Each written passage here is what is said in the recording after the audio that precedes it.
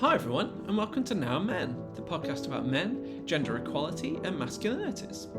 So we've not released an episode for a little while now, and that's largely been because there's actually been a strike going on at universities across the UK in defence of our pensions, for fair pay, against casualisation and gender and ethnicity pay gaps, and for manageable workloads.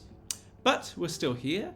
I'm still Stephen Burrell, and as always, I'm here with Sandy Ruxton. Hi, Stephen. I'm glad to hear you're still Stephen Burrell. I'm still Sandy Ruxton. You'd be pleased to hear as well. So, on a more serious note, one thing that has been at the forefront of many people's minds right now is the appalling earthquake in Turkey and Syria. At Durham University, we've already been planning to do the next episode of our podcast with a Turkish colleague, Dr. Demet Çaltekin.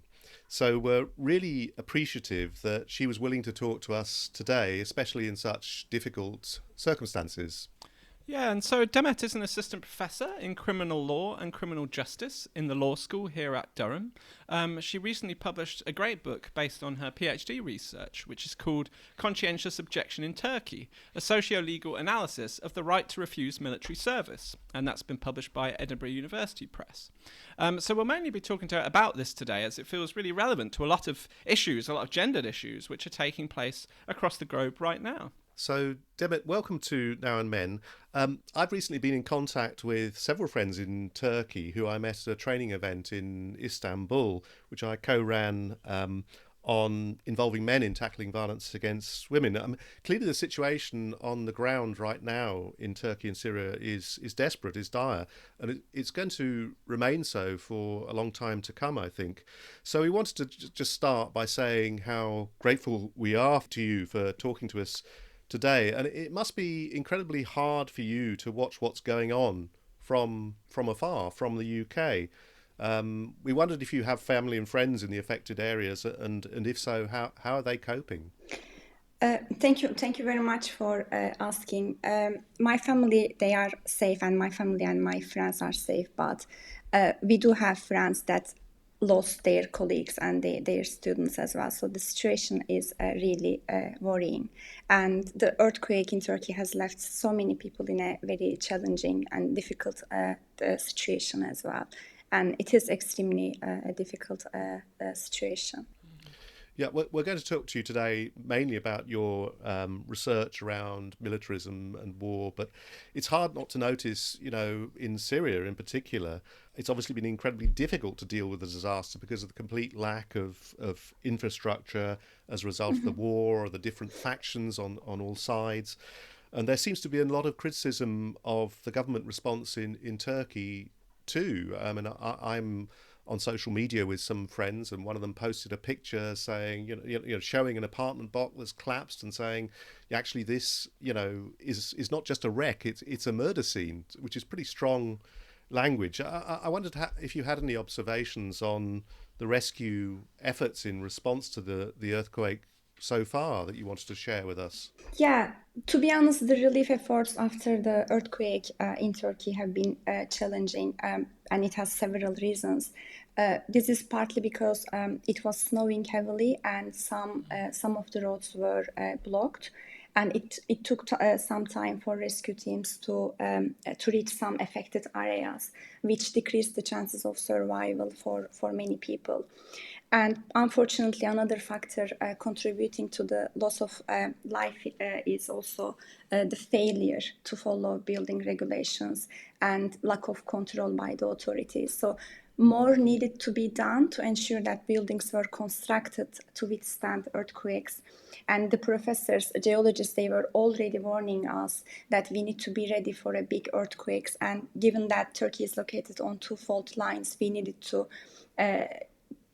do more, do best, to be honest. But there was unfortunately lack of control by authorities. And we see that these pictures on the news as well, which is really, really sad. Also in Syria, I believe that the relief efforts have been complicated even more by the ongoing civil war, which has already destroyed much of its infrastructure. And I believe that the recent earthquake has highlighted an international failure as well to help the victims. So in Syria particularly, It is a challenging situation, and there is a need to ensure that relief efforts are effective and efficient, particularly in areas such as in Syria and areas facing additional significant challenges. But in terms of Turkey, it was really heartwarming to see that rescue teams from all over the world are there to help, and people are still coming together to provide support in any way that they can. And within Turkey as well, there are so many positive initiatives taking place. NGOs are organizing fundraising activities, and volunteers are working on the ground to rescue and assist those who are affected by the earthquake. So it is somehow like comforting to see people are coming from different backgrounds to support each other, and particularly during this such a difficult time. And there is a motto that even in social media they say, we are here to heal each other's wounds together.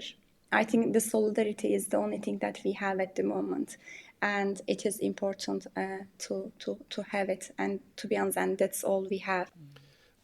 Thanks for that. And maybe we can put something in the show notes which, you know, suggests to people how they can contribute as well from home. You know, I know people are giving money, you know, already, but if we can encourage people to do more through this podcast, then I'm sure we will do that. So thank you anyway for talking about that.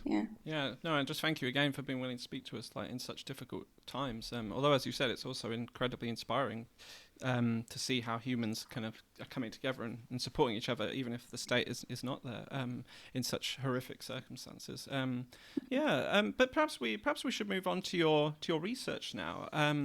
So as we mentioned last year, you had a really interesting book published on conscientious objection in Turkey. So I suppose, you know, perhaps quite a lot of people might not be familiar with the situation in Turkey with regards to military service and why people might want to conscientiously object in the first place. So could you perhaps just tell us a little bit about what is the situation currently in Turkey with regards to military service? You know, who has to do it? How long do you have to do it for? What kind of things does it involve? Could you just tell us a little bit about that? Yeah, sure. So, like in Turkey, there is a male conscription system in place. Basically, all male citizens between the ages of 20 and 41 are required to complete compulsory military service. But if we look at the bright side, recently the conscription period has been reduced from 12 months to 6 months, and there is also an option to pay an exemption fee and complete a basic military training, which lasts 1 month. And after that, the person is considered to have fulfilled their military obligations. This is the kind of the bright side. But here is where things get a bit more tricky. So for individuals who hold pacifist beliefs or oppose militarism in general, this situation can be extremely challenging because the right to conscientious objection to military service is not recognized in Turkey, and there is no alternative civilian service available. In that case, conscientious objectors are put in a very difficult position if they decide to pursue their conscience and religion. Yeah, and I mean, you mentioned about the possibility of paying a fee. Does that create a bit of an inequality that, I suppose, for wealthier people, is it easier to avoid the military service? Definitely. Also, it doesn't solve the conscientious objectors' problems, because their problem is not about the military as an institution itself, or they don't ask for only an exemption from military service, like by paying. So they are more like against the social and cultural elements behind this compulsory military service, because even if you pay for it, still it is compulsory, but you perform it in different manners, so they are against that as well. Yeah, it's such an interesting topic. I mean, what led you to want to research it in the first place, to do a PhD on it? Yeah, could you say a little bit about the kind of personal reasons which led you to do this research? Yeah, it is very personal, to be honest. So my interest in researching this topic particularly, or militarism and conscientious objection, it actually dates back to my childhood. So when I was in primary school in Turkey, I remember reciting the National Pledge of Allegiance every morning with my classmates. And it was part of our daily life routine. And every morning we were saying, I offer my existence to the Turkish nation as a gift. And instead of asking, why should we have to offer our existence as a gift? We are just 6-year-old kids. Instead of asking that question, I developed a habit of saluting every soldier I saw on the street. And probably I felt the urge to behave like a soldier whenever I saw one. So I believe that these seemingly normal practices, which I now recognize as a form of normalization of militarism, encouraged me to question the unquestionable presence of the military in our daily life. Then I started to explore how militarism impacts individuals' freedom, particularly their freedom of expression. And during my master at University of Essex, I looked at the limitations on freedom of expression on the grounds of national security.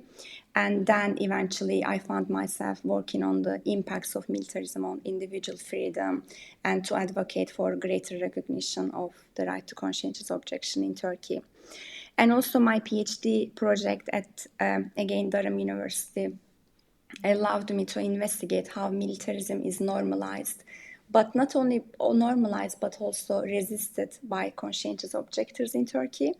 And through this research, I aim to shed light on the sociological background behind the non-recognition of the right to conscientious objection in Turkey. So, as you can see, my interest in these issues is deeply personal and has been with me for a very, very, very long time. And I believe that it is important to question the things that we take for granted and to challenge the status quo that in our effort to create more equal and more inclusive society. And do you, given that, you know, when you were a child, clearly this kind of militarism, these ideas about the military had an influence on you. Like, why do you think it was that you did then start to think a bit more critically? You know, you started to question these things. Was there anything in particular which led to that questioning? Education. Yeah. When I started my undergrad, then, because I was in law school, they teach you how to be critical of everything. And then after law school, I started my master degree in Turkey, and it was on human rights. So all this led me to discuss and question these things. And I believe that when you grow in this area, and then when you start to question it slowly, and then gradually you develop this mind to question everything taken for granted. Maybe we should move on to the research itself. And as part of it, I think you interviewed men who were conscientious objectors in Turkey. So can you tell us a little bit about who those men were, their backgrounds, some of their stories? And what were some of their motivations? You may have mentioned this a bit already, but do you want to say more about that? Yeah, sure. I reached my participants through the Association of Conscientious Objection in Turkey, and all my participants, they identified themselves as anarchists, except one of them. She didn't hold any political views. Initially, it was amazing to see that they were coming from such diverse occupations, including students, teachers, journalists, lawyers, social workers, and sociologists, and also waitresses. So they were activists working on issues related to war, gender, and militarism.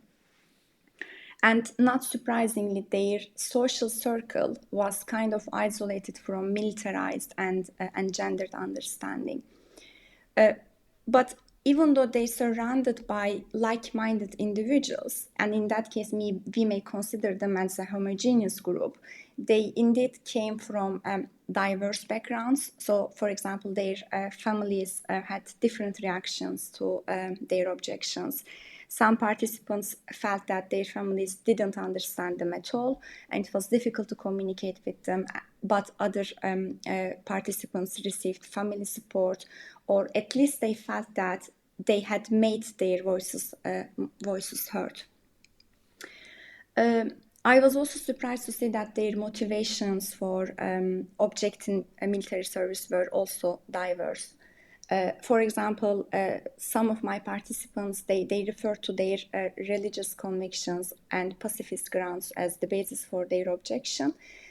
And other participants, they rejected military service mostly on anti-militarist grounds. But despite these differences, they all shared that one common ground, which was challenging the militarization of society. Not only militarization of society, but normalization of this militarization of society. So during the interviews, they constantly highlighted their desire for changing social norms. So their objection is not just about refusing to perform military service, but it is also about challenging the sociological elements that maintain the conscription system. You mentioned a minute ago the response of families to objection. I mean, I actually read somewhere that traditionally families may not consent even to their daughters marrying men who've not served their terms. Is that right? Yeah. Yeah, this is very traditional. The first question that they ask is whether the person is completed his military service or not, and then the second question is that whether he has an appropriate job or not, and the third question is usually whether he is taking alcohol or Right. or Right. these are the criteria. But the first one is that whether Yeah. he conducted his military service or not. And is it also Yeah, true that's true. that most companies require men to have completed their military service before their candidacy can be accepted? Is that also the Yes, case? definitely. So, Yes, so in this a is the way, case. as you say about social norms, this discourse is kind of enshrined in the system so strongly, isn't it? It is. So it's not only their right to freedom of thought and conscience is violated, but they are faced inhuman treatments as well. For example, they lose their chances to find a job with social security, or they also they can't even take a seat in the parliament because the constitution requires all the parliament members to complete their compulsory military service. So yes, they do face additional human rights violations. And the consequences is if you continue to object. I mean, presumably they're sent to some form of jail as a result. Is that the case or? It was the case before, but maybe I should talk about how international law evolved around persecution of conscientious objectors. Initially, this was the case. So, for example, like conscientious objectors, they face the risk of persecution and convictions. And after serving their sentence, they are asked to join the army again, which leads the objectors to make new declarations. And these new declarations are seen as new acts that should be punished. But this was the initial case. But thankfully, international standards on the punishment of conscientious objectors have progressed over time, and Turkey responded to these developments by changing the punishment regime from repetitive imprisonment to repetitive administrative fines. So they still somehow face this risk of punishment and persecution, but not in terms of imprisonment. So mostly these prison sentences, they are transferred to administrative and judicial fee. So I believe, am I right in saying that Turkey is now the only member of the Council of Europe which does not recognise the right to That's conscientious the objection? conscientious objection. Yeah. And so could you say a little bit about why you think that is the case? Maybe before I talk about this, I can talk about the legal status of this right at international level, because Sure. Yeah. this is the starting point, I guess. So the general idea, the traditional approach to conscientious objection was that there is no explicit recognition of right to conscientious objection in this regional and international human rights documents. This was the traditional approach of the European Court or United Nations. But by time that this understanding has changed, and now all the human rights bodies, particularly within the Council of Europe and United Nations, they recognize this right, the right to conscientious objection, under the right to religion thought and conscious. And there is a growing recognition of this, the right to conscientious objection at universal and also regional level. But unfortunately, despite this recognition of the right, Turkey still refuses to recognize conscientious objection under the right to freedom of thought, conscience, and religion. They believe that this right does not openly, specifically recognize conscientious objection. Therefore, it is not applicable to conscientious objectors' case. And that's why, as a result of this non-recognition and of this right to conscientious objection at domestic level, then when the objectors refuse to become part of the military service or military structure, they face human rights violations.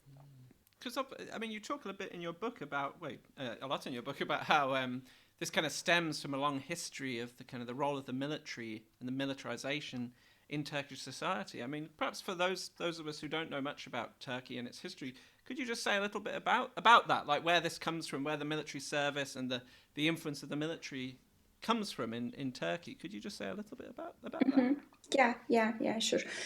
I mean, in Turkey, that when we look at the literature on civil-military relations, this literature argues that the conscription system initially, which has introduced in 1927, it provided a fertile ground for the normalization of militarism in the country. So initially, the idea of every Turk is born a soldier and the Turkish nation is a military nation. These myths, they became appealing justification for the conscription system. So initially they were used to justify why do we need standing army or why do we need conscription system.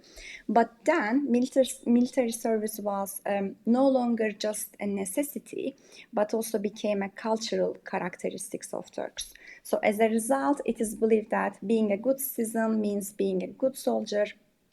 And this idea of valorizing military service has, of course, left a lasting impact on education, and it's reflected in the street names or school names, or even in our legal system.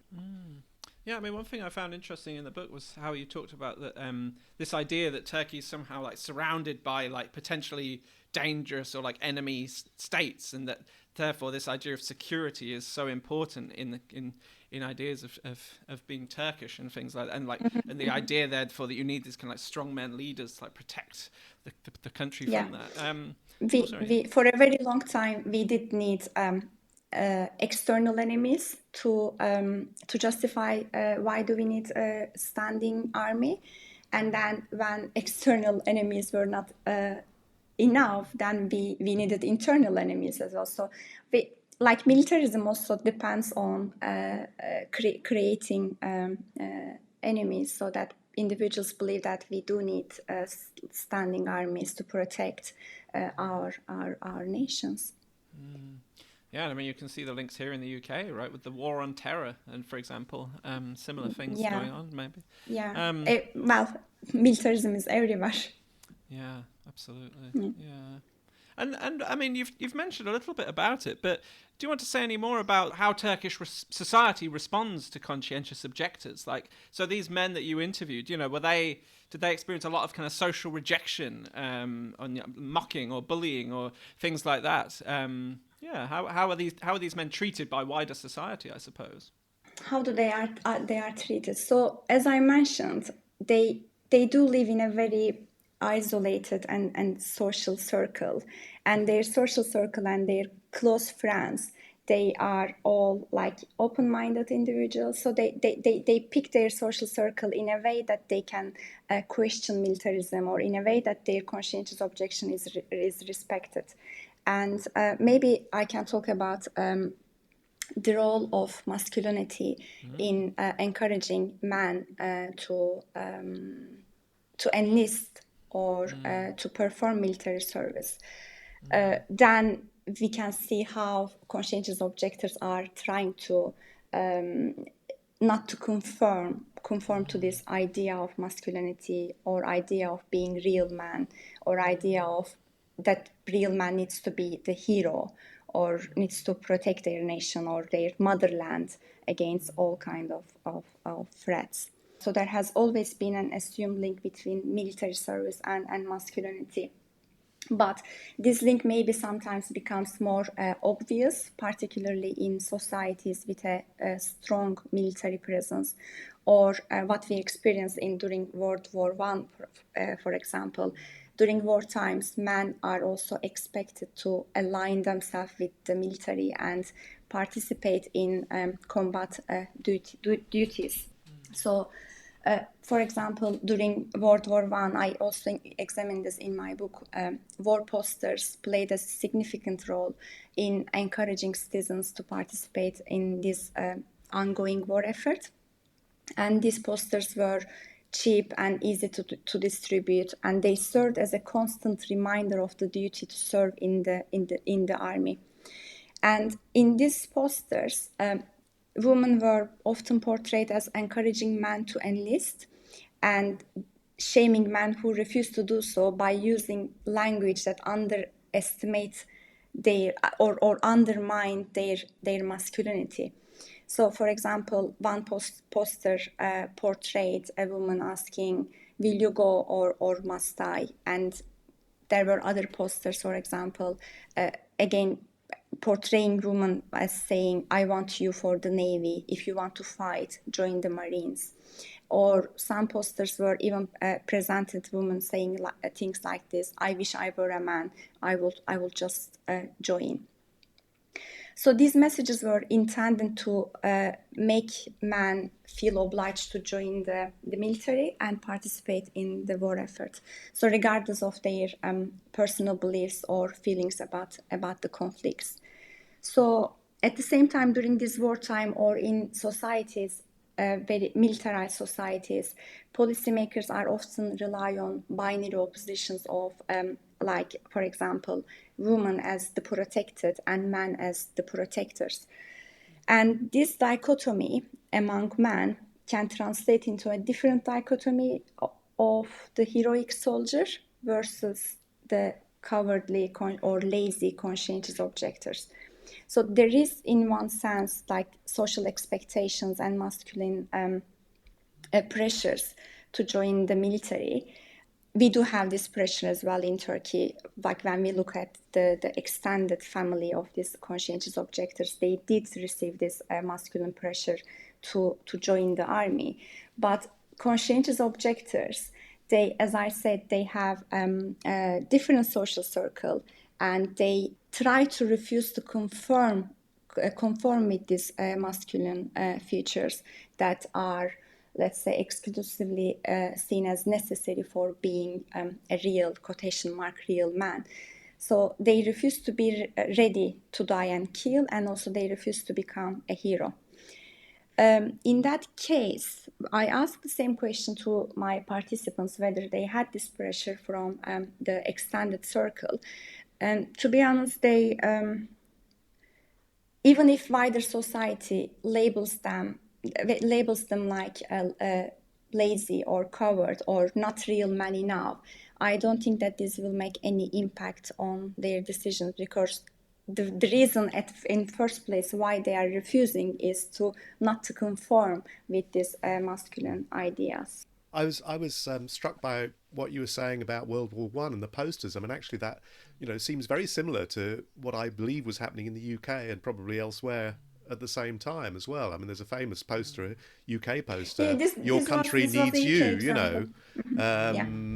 and the whole way that objectors were treated, some of them put into prison, etc., etc. That seems very, very similar. So it's not just Turkey we're talking about in a way when we're talking about some of the history here. But you said a bit in your answer too about how women's place is within all of this. But I wondered if you wanted to say a bit more about that, about how that works today. So do many women participate in the military now? Is that right in Turkey? Or? Not really. So to be honest, my research doesn't focus on women in the military, but I believe that women in Turkey can serve in all branches of the Turkish military, but their representation in the military remains low compared to men. So what I am interested to explore is women conscientious objectors, because in Turkey women are not subjected to compulsory military service, but still they declare their conscientious objection. Right. And they started to declare their objection since 2004. And because in 2004, anti-militarists, they organized a Militarism festival. It's not militarism festival, Militarism festival in Istanbul, in Turkey. So the aim was to protest and challenge and mock militarism by means of exhibitions, concerts, and they had guided tours to raise awareness about the rise of militarist symbols and statutes in the city, in Istanbul particularly.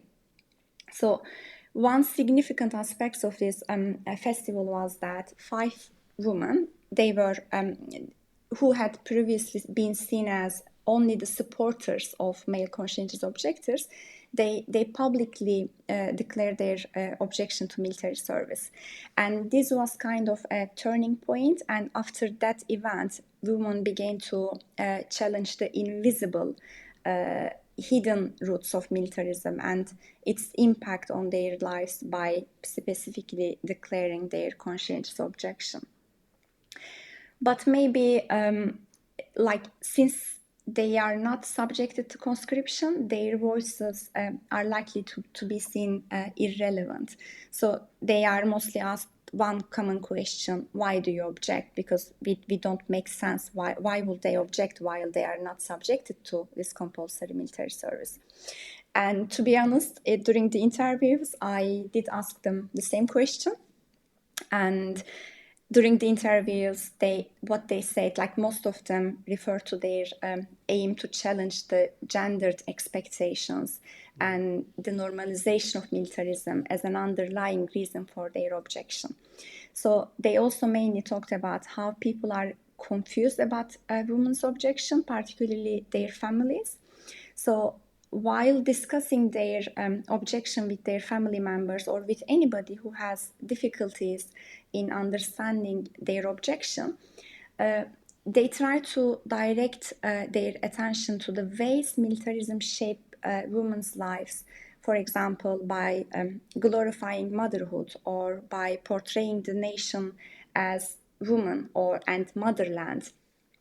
So by raising awareness of the ways militarism shapes women's life, they hope to challenge societal and also militarist expectations, and they want to broaden the definition of conscientious objection.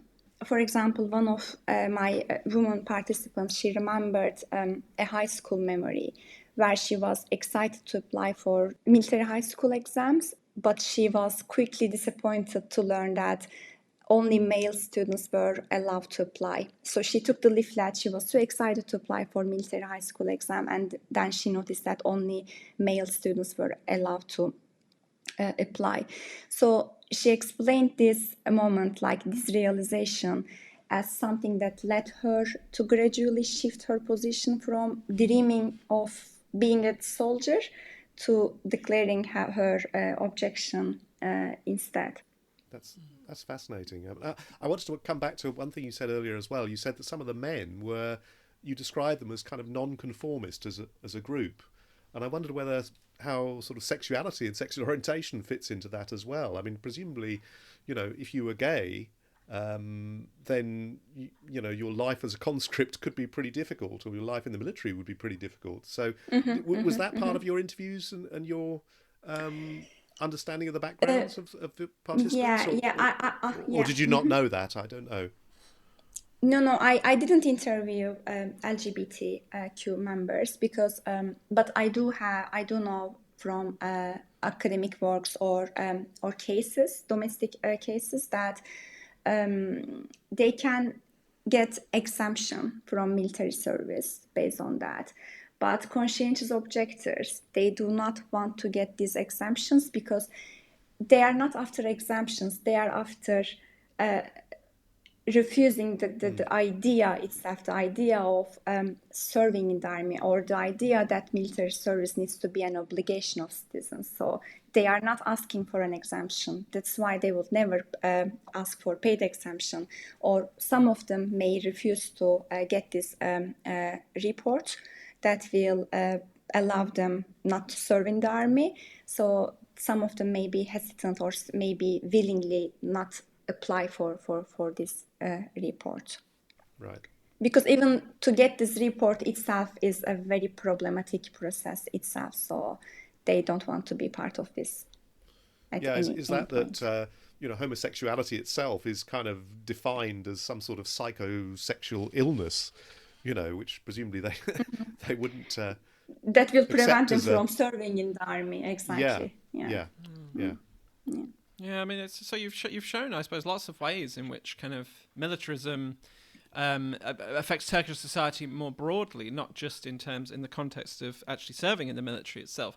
I mean, we did have an episode of Now and Men previously with Professor Paul Highgate looking at militarized masculinities in the UK, and obviously you've been living in the UK for a while now. I mean, I was just wondering, do you see any parallels with the situation here? Obviously, they are different contexts, but in terms of how these ideas can affect society in different places.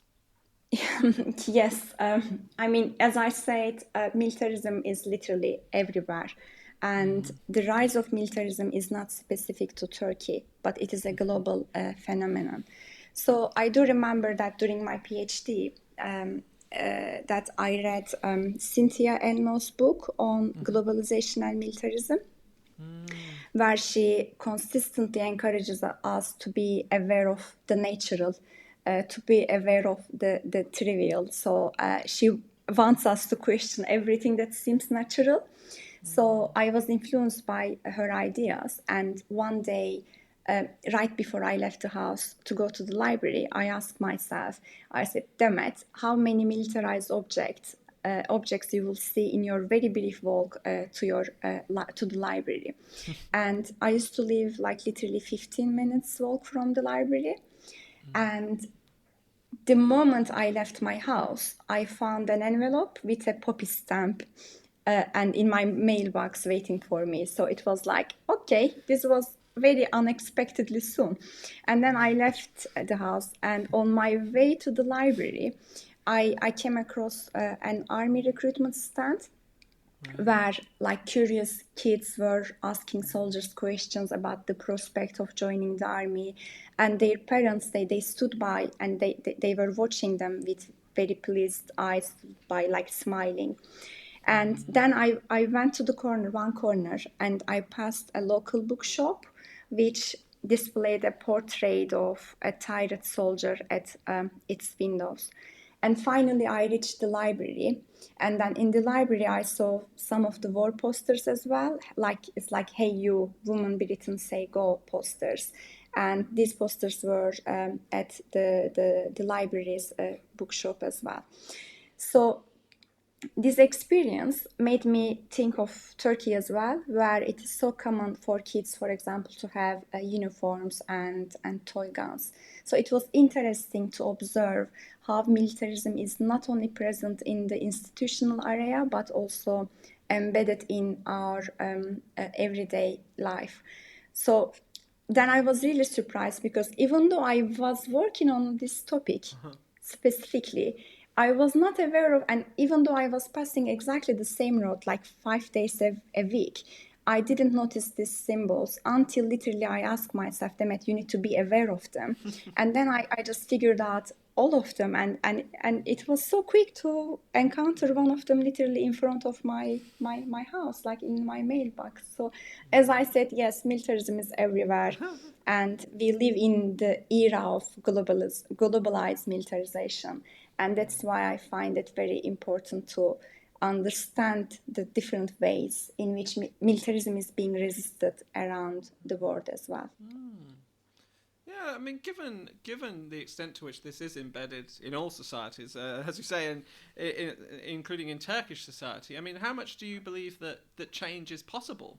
I mean, you I suppose with your research, you adopt a really interesting, unique approach, this kind of socio-legal approach, right? Where you're interested in the laws and how they function, but also you've actually spoken to, you've done this more like sociological research as well, like interviewing people and their experiences, which I think is really interesting.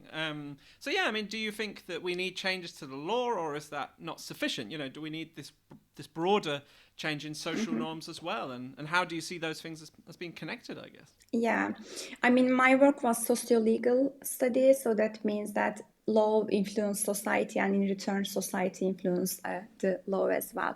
And changing the law itself, we know it from even women's rights that itself it's not enough. So we need to change the society's understanding, because law in paper sometimes is not efficient. So. But at the same time, I am hopeful. I do, because I left my field work with a big hope, because after I heard the life stories of conscientious objectors and their commitment to change the society, to change the way we think about militarism, or to think about security or national security issues, then I left my field work. I was really hopeful. And also, even when we look at the history of conscientious objection, the legal statutes of this conscientious objection, we see that initially the courts, they were also hesitant. International bodies, human rights organizations, bodies, they were hesitant to recognize this right. But individuals, they didn't stop. They kept bringing their cases to European Court or to human rights bodies. So this insistence coming from these activists also somehow they forced international bodies to eventually recognize this right. So you see that there is a gradual, slow, but at the same time gradual recognition of the right at the international level, and that's what conscientious objectors in Turkey are trying to do. Like every single step, they are trying to change the law. They are trying to change the society. So I am hopeful, let's say. Yeah. But at the same time, I mean, you know, these ideas about militarism, as you said, you know, they're kind of everywhere. And, you know, I was thinking about the sort of resonance with what's going on in Ukraine right now. So, you know, many Russian men appear to have tried to resist attempts to be conscripted and sent to fight. I mean, some of them, you know, have obviously been in prison, and they face the invidious choice of either going to the military or remaining in prison, you know. But on the Ukrainian side as well, men between, I think it's 18 and 60, they're not allowed to leave the country, even though they may not be willing or able to fight. So I'm wondering how the issues raised by your research connect to what's happening there in Ukraine right now. Unfortunately, there are. So again, the situation they face is also deeply concerning, and it also highlights the difficulties faced by those who decide to follow their conscience and religion and choose to be conscientious objectors rather than a soldier, or rather than joining the army or contributing to the war effort. Currently, as you mentioned, Ukraine has suspended the right to conscientious objection, and this puts conscientious objectors in a very difficult position, and in a position where they face the threat of imprisonment. There is also one case that War Resisters International is supporting, and the case of Vitaly Alexenko, who was denied the opportunity to perform alternative civil service, and instead he was sentenced to 1 year in prison for refusing to perform military service due to his religious beliefs. So as I mentioned, the international organizations like War Resisters International, they are working to support conscientious objectors like Alexenko, and they are advocating for the charges against them to be dropped. I do believe that these efforts are very essential in protecting the basic human rights of conscientious objectors. Like, unfortunately, as I have found in my research, the tendency to criminalize conscientious objection is a global issue. And it's a global issue that points to wider challenges around the criminalization of conscience and the restriction of individual freedom in the name of national security. So when states, they face any internal or external threats, this is the first right that is going to be violated. And in that sense, we need to really make sure that the right to conscientious objection is as inclusive as it can be. Thanks for that. I think we're coming close to the end of our time, but I know you've also written a bit about women's organisations in Turkey and their campaigning against femicide, and that's garnered some attention around the world. I wondered if you wanted to tell us briefly about the situation in Turkey on that issue, and also maybe about men's violence against women in Turkey currently as well. What kind of challenges has the feminist movement face, and what are they doing to try and shift some of these issues? To understand all these questions that you Sorry, asked. that's a bit of a big question. I say, we're coming to the end. Oh, by the way, here's a huge set of issues to talk about. So maybe pick what you can out of this. I apologize. Okay, then I can summarize it like I did investigate the involvement of women's organizations in femicide and also suspicious death cases. And I focused on one particular case, which was really interesting, Shule Chet's case. And Shule was a university student who suspiciously lost her life after falling off the 20th floor of a very high-rise building in Ankara. And in Shule's case, the lack of procedural fairness at the investigation stage raised intense public reactions, and women organizations, they intervened to make her story public and challenge the faulty assumptions of that women are weak and women are prone to committing suicide, because the first thing that came to the police mind was that she committed suicide rather than probably somebody throw her off this 20th building, the floor. So to understand that, I interviewed Shule's lawyers and also members of two women's organizations, and just to understand how they make femicide cases visible and counter the dominant narrative surrounding femicide or suspicious death cases. So what I learned from them was that these organizations, they aim to encourage the court to hear counter narratives that challenge the gender inequalities and stereotypes. So, and their ongoing struggle to encourage court to hear their stories demands a cooperation between different social and legal mechanisms. They follow femicide cases, they form public opinion through social media, they constantly use social media to raise awareness, and they organize demonstrations in the areas where women are murdered, and they say they leave pink cloth there, and the idea is that you are not alone and we are taking your struggle from where you left. So it's more about we are here for you, and they become the voice of these femicide victims. Also, what I learned from them was that these organizations' movement, that their involvement, they transform femicide cases from being only statistics. They make them a public cause, and they contribute to a woman's struggle in different ways. So when they are not just statistics anymore, public get involved, they get emotion, they feel that they need to be part of it, so they join the demonstrations, they put pressure on decision-making bodies as well. So in that case, they are really essential to make the victims' voices heard. And do you want to say a little bit about the challenges that civil society organisations and women's organisations in general face? I mean, I say that because I mentioned in the introduction that I was involved in co-running some training with civil society organisations and women's organisations. This was back in about 2016. And, we were tremendously impressed by the commitment, the professionalism, the knowledge of those organisations and the individuals who came to the training. We learnt a lot from them, it has to be said. But we were shocked afterwards that I think it was about 340 civil society organisations, including many women's organisations, were suddenly closed down. just after that. So how is the sort of context and environment for women's organisations and civil society now? Is it possible for them to operate openly, or are they still facing real difficulties around this?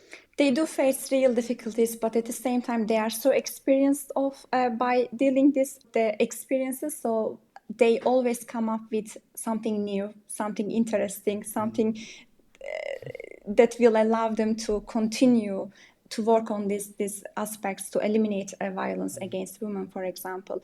So recently they started using, for example, social media, and this is very like one of the tools that they use. And as you said, they are very intellectual. So most of them are, for example, we do have one center, it's called Gelincik Center in Turkey. They are lawyers, and they do have constantly, they are trained about how they should approach the victims, how they should create awareness in the court, and how they can follow femicide cases. So they do have this. They have volunteer lawyers at the same time. So they do have this. They know how to deal with this kind of difficulties. They always come up with something new as well. So that's what makes us helpful. Yeah. No, I really admire your hope in the face of these difficulties. Yeah, I mean, one thing, unfortunately, to name another concerning thing, is of course that Turkey did kind of withdraw from the Council of Europe's Istanbul Convention on the preventing and combating violence against women in 2021. So it's quite a worrying development. I mean, do you think that reflects a kind of growing backlash against gender equality and efforts to tackle violence against women in Turkey? Or unfortunately, yes, it does. But at the same time, yes, Turkey's withdrawal from the Istanbul Convention is a setback for gender equality in the country. It is a setback from the initial commitment of the country to promoting gender equality and eliminating violence against women. So I also want to highlight that Turkey was the first signatory of the Istanbul Convention when it was first opened to signature in Istanbul in 2011. So, and then a year later, the parliament passed a domestic law on gender-based violence, just to align the domestic law with the Istanbul Convention. So again, like Turkey's withdrawal from the convention, yes, it reflects a backlash against gender equality. But the positive news is that there is still hope for progress, because civil organizations and political parties are challenging this decision. So while the situation is really concerning, it is really important to recognize the progress that has been made towards promoting gender equalities and towards protecting women's rights. So, for example, the decreasing public support for controlling women's behavior and public's involvement in domestic violence and femicide cases, they are positive steps and positive developments that reflects the impact of feminist advocacy and the work of women organizations and women organizations' efforts to raise awareness about the importance of gender equality. Yes, I do believe that there is still work to be done towards achieving full gender equality in Turkey, but the efforts being made by activists and women organizations are also promising. Yeah, absolutely. Well, I think that's a perfect place to end it, I think, Demet. So thank you so much for giving up your time to speak to us, especially with everything that's going on right now. Yes, thank you from me, Demet. It's inspiring to hear you talk about the possibilities of change even in such difficult circumstances. So thank you. That's all we have, hope, right? At the moment. Absolutely. Yeah, thank you very much for having me. Thank you. Thank you. Well, Stephen, that was a fascinating conversation with Demet, wasn't it? I mean, she raised quite a lot of issues which are specific to Turkey, but as she said, a lot of this stuff has much wider resonance as well. What did you think? Yeah, no, I agree. I mean, it was so interesting to hear what she had to say. I mean, one thing which came to my mind is that I suppose conscientious objection potentially quite fundamentally challenges like dominant quite patriarchal ideas about masculinity in society, doesn't it? How much we associate, I suppose, some of the most idealized images of being a man with the military, with fighting and war. And so by refusing to participate in that, you're really potentially quite seriously challenging what it means to be a man in society. But I suppose it's interesting, isn't it? Because actually to do that often does involve huge risk, and it's therefore itself quite a brave thing to do, including in the Turkish context, for example. I mean, I also watched a film recently called A Hidden Life, directed by Terence Malick, which focuses on a man in Austria in the Second World War who refused to take part in the kind of Nazi war machine. And as you can imagine, there was not a happy end to that story kind of thing. So it just shows the kind of bravery involved. And I suppose it forces us all to perhaps ask ourselves that question, doesn't it? What would we do in that situation? And but also I was quite impressed by what Demet was saying as well about how women have been engaged in these conversations and kind of making explicit their opposition to militarization and war as well, really. What did you make of the conversation? Yeah, it was interesting how she said basically that those people who are conscientious objectors in Turkey, it's not just that they don't want to enlist, it's actually they want to undermine the whole system that you've just described, But one of the other things that she mentioned, which I thought was really interesting, was her little journey to work and how many moments along that journey she identified symbols and messages relevant to militarism in the UK. And she made me think then, firstly, that it would be quite interesting for listeners to do a bit of that themselves, go out on your way to work, when you're going shopping, have a think about what surrounds you. But also I thought about the episode we did with Paul Highgate last year. And he talked a lot about, the ways in which ideas about militarism are very embedded and enshrined. It doesn't. I mean, it could be Armed Forces Day or the Cadet Force or Remembrance Sunday. Defence budgets. All these kinds of ways in which militarism is reinforced and kind of normalised, really. So that was one of my main sort of takeaways from it. Is just to remember that stuff. Yeah, and I think that's a great challenge for our listeners, and one I will engage in as well is making note of those moments those everyday moments when you encounter this kind of militarization of society. Another thing, which of course, it's impossible not to think as well about the terrible situation in Turkey and Syria right now after the earthquakes. And one thing which came to my mind as well is, of course, these things are all linked, aren't they? And you can't help but think back to the episode we did with Bob Peace, talking about natural disasters and how those are gendered in all sorts of ways, right? For example, that we do often see after disasters, such as potentially earthquakes, increases in different forms of violence against women, for example.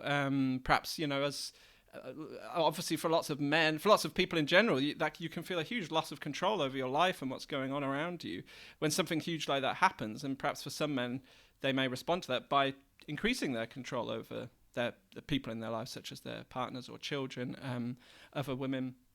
So I think that's something to be mindful of in this context, but also, I suppose, more widely, right, in terms of the climate crisis. And we know that, that's just increasing natural disasters around the world, and we really need to think about these gendered issues in response to these crises which happen. Yes, I agree wholeheartedly. And the other thing that she made me reflect on was just the sort of resilience of the women's movement, and particularly in Turkey, and I mentioned the training that I was involved in, but it's just hard to acknowledge, the difficulties that they face in continuing to work in a place like Turkey, and yet at the same time, as Demet described, the hope that she and many others bring to that struggle. So I think there's some lessons in that for all of us, really. Yeah, no, exactly, because these issues are relevant to all of us, aren't they? Like we talked about backlash, and that's something we're definitely confronting here in the UK as well, for example. So but perhaps we should stop there for this week. But thank you so much, everybody, as always, for listening to us. Do contact us at nowamen@gmail.com if you ever have questions or comments about the podcast, and do subscribe if you haven't already. Tell your friends about the show, and hopefully we'll be speaking to you again soon. Thank you. you so much. Thanks, Stephen. You're still Stephen Burrell, aren't you, even at the end of the episode? As far as I'm aware, I am. Yes. That's good. As long as you're still Sandy. Oh, yeah. Bye for now.